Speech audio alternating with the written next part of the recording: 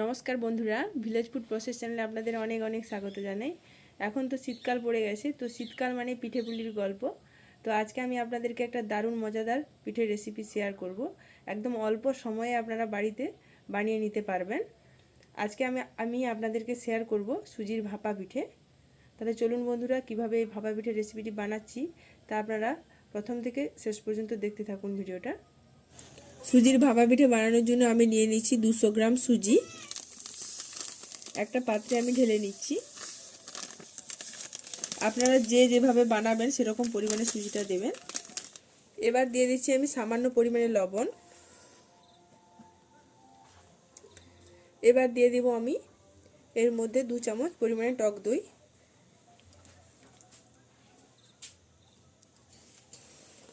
এবার সব কিছুকে মিশিয়ে দেব।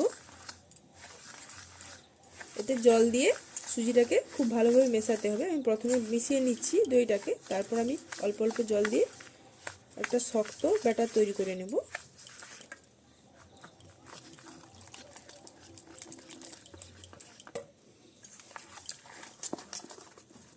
জল দিয়ে সুজিটাকে খুব ভালোভাবে মেশানো হয়ে গেছে। এই দেখুন, এরকম ঘনত্বের করেছি। এবার আমি ঢাকা দিয়ে রেস্টে 10 থেকে 15 মিনিটের জন্য রেখে দেব। এই ফাঁকে আমি একটা পুর রেডি করে নেব। তার জন্য আমি একটা নারকেল কুড়িয়ে নেব প্রথমে। এই দেখুন, আমি একটা গোটা নারকেলকে কুড়ো করে নিয়েছি। এবার আমি এটাকে পুর বানিয়ে নেব। আমি এখানে 3টে চালা ভেলি গুড় নিয়েছি। আপনারা চাইলে আখের গুঁড়ো ব্যবহার করতে পারেন। গুড়টাকে আমি প্রথমে গ্রেট করে নেব। এটা চালা হয়ে গেছে, এটা গলতে একটু সময় লাগবে, সেজন্য আমি গ্রেট করে নিচ্ছি। তাহলে খুব তাড়াতাড়ি করে গুড়টা গলে যাবে। গুড়গুলোকে সব গ্রেট করা হয়ে গেছে। এবার আমি নারকেলের পুরটা বানিয়ে নেব। গ্যাসটা জ্বালিয়ে কড়াটা প্রথমে গরম করে নিয়েছি। এবার আমি নারকেলের পুরটাকে কড়ার মধ্যে দিয়ে দেব।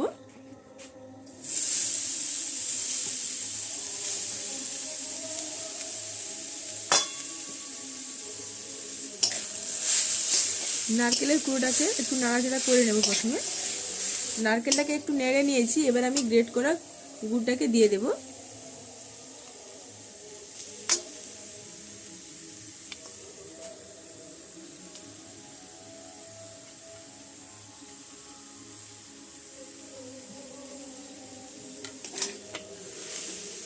গুড়টাকে দিয়ে নাড়াচাড়া করতে হবে। আমি এখানে ভেলি গুড় নিয়েছি। আপনারা চাইলে আখের গুড় কিংবা খেজুর গুঁড়ো নিতে পারেন, কিংবা কেউ যদি না গুড় পছন্দ করে চিনি দিয়েও করতে পারেন। তো গুড় শরীরের পক্ষে খুবই স্বাস্থ্যকর, গুড় দিয়ে বানালে খুবই ভালো হয়। এই দেখুন, গুড়টা খুব সুন্দরভাবে গলে গেছে। আরও কিছুক্ষণ নেড়ে চেড়ে পুরটাকে একদম ঝরঝরে করে নিতে হবে। দেখুন, গুড়টা প্রায় ঘন হয়ে এসছে। আর কিছুক্ষণ নাড়াচাড়া করতে হবে, তাহলে পুরটা একদম রেডি হয়ে যাবে। নামানোর কিছুক্ষণ আগে আমি একটু ফ্লেভারের জন্য এলাচের গুঁড়ো দিয়ে দেবো। দাও তো এলাচটা।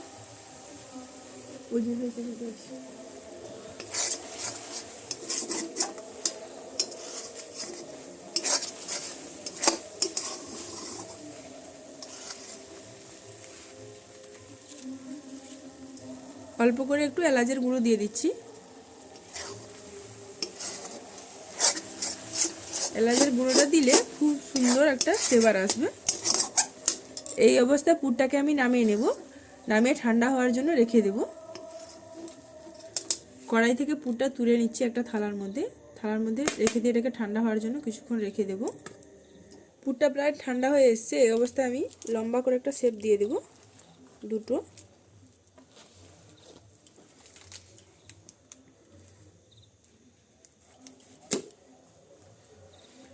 হাতে একটু সাদা তেল কিংবা ঘি মেখে নেবেন, তাহলে হাতে পুরটা জড়বে না। দুটো লম্বা শেপ দেওয়া হয়ে গেছে। আরও কিছুটা পুর বেঁচে গেছে, তো এটা দিয়ে আমি অন্য কিছু বানিয়ে খেয়ে নেব। তো এবার দেখি সুজিটা কেমন আছে। এই দেখুন কতটা সুজিটা ফুলে গেছে আর ঘন হয়ে গেছে একদম। এতে আর একটু অল্প জল দিয়ে একটু নাড়িয়ে নেব। অল্প একটু জল লাগবে।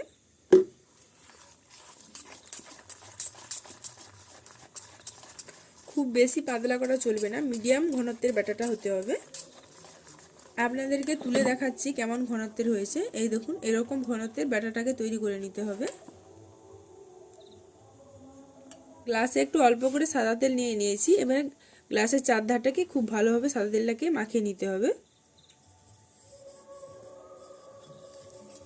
এদিকে আমি একটা কড়াতে কিছুটা পরিমাণে জল নিয়ে গরম করতে বসিয়ে দিয়েছি। এই দেখুন, জলটা খুব সুন্দরভাবে গরম হয়ে গেছে। আর কড়ার মধ্যে একটা স্ট্যান্ড দিয়ে দিয়েছি। স্ট্যান্ড আর কড়ার জলটা খুব ভালোভাবে গরম হয়ে গেছে। কড়ার জায়গাটা একটু ছোট আছে, তাই দুটো গ্লাস একসঙ্গে ধরবে না, তাই আমি কিছুটা ব্যাটার অন্য পাত্রে সরিয়ে নিচ্ছি। একটা ইনোর প্যাকেট নিয়ে নিয়েছি। এই দেখুন, এই লেমন ফ্লেভারের নিতে হবে। তো এই প্যাকেটটার অর্ধেকটা আমি এই ব্যাটারে দেবো, আর অর্ধেকটা ব্যাটার যে তুলে রেখেছি তাতে দেব। এর জন্য আমি অর্ধেকটা ব্যাটার তুলে রেখেছিলাম, অর্ধেকটা মতো দিয়ে দিচ্ছি। এবার ইনোটাকে খুব ভালোভাবে মিশিয়ে নিতে হবে। মেশানোর পর খুব বেশিক্ষণ রাখা চলবে না। খুব ভালোভাবে মেশানো হয়ে গেলে গ্লাসের মধ্যে দিয়ে আমি ওই কড়ার মধ্যে বসিয়ে দেব। এই দেখুন, খুব ভালোভাবে মেশানো হয়ে গেছে।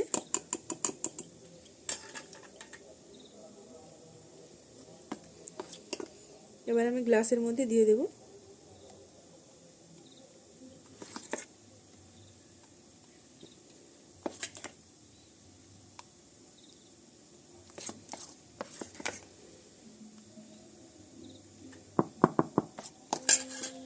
এই দেখুন, গ্লাসটাকে একটু ঠুকে নিচ্ছি।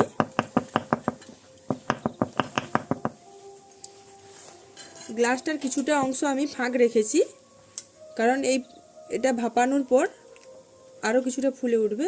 এবার যে আমি পুরটা তৈরি করে রেখেছিলাম, এবার মাঝ বরাবর দিয়ে দিচ্ছি।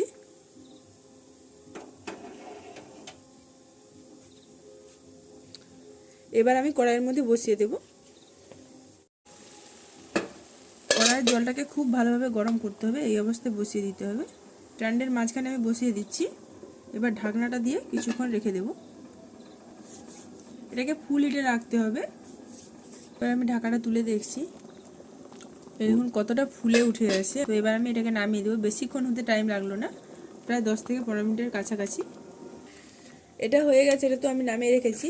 আরও যে কিছুটা পরিমাণ ব্যাটার রেখেছিলাম, সেটাকে এবার আমি বসিয়ে দেবো ওই একইভাবে।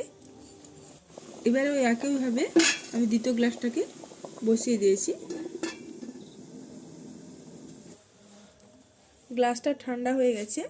এবার আমি চার সাইডটাকে ছুরি দিয়ে একটু ছাড়িয়ে নেব, যাতে করে খুব ভালোভাবে ছেড়ে যাবে গ্লাস থেকে।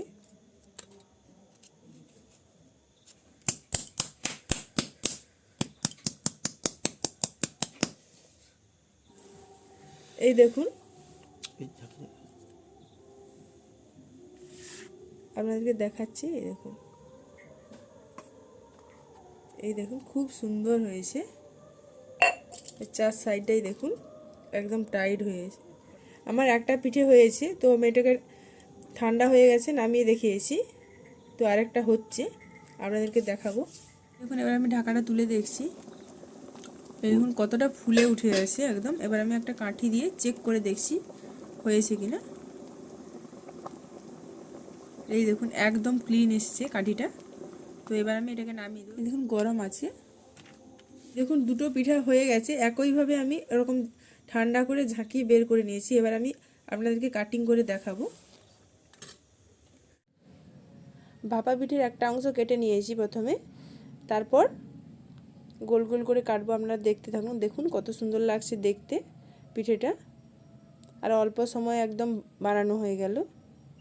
তো ক্যামেরাটা অন করতে মনে ছিল না, তাই প্রথমটা কাটিং আপনাদেরকে দেখাতে পারিনি। পরপর আপনাদেরকে কেটে দেখাচ্ছে আপনাদের দাদা। দেখুন কতটা নরম হয়েছে আর দারুণ খেতে লাগবে এটা। যখন কামড় দেওয়া হবে তখন পুরটা মাঝে পড়বে মুখের মধ্যে, তো দারুণ লাগবে খেতে। এইভাবে সম্পূর্ণ পিঠাটা কাটিং করে নিচ্ছে। দেখুন দেখতে কত সুন্দর লাগছে। এইভাবে বাড়িতে খুব অল্প সময় বানিয়ে সবাইকে খাওয়াবেন, সবাই আপনার প্রশংসা করবে। আর দারুণ খেতে লাগে এই পিঠেটা। আপনারা একবার হলেও প্লিজ ট্রাই করবেন।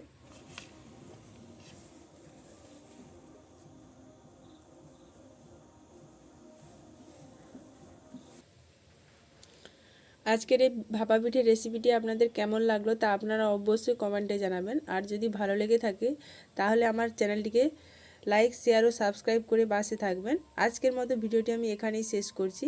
ফিরে আসছি নতুন একটি রেসিপি নিয়ে। সবাই ভালো থাকবেন, সুস্থ থাকবেন, সাবধানে থাকবেন। ধন্যবাদ।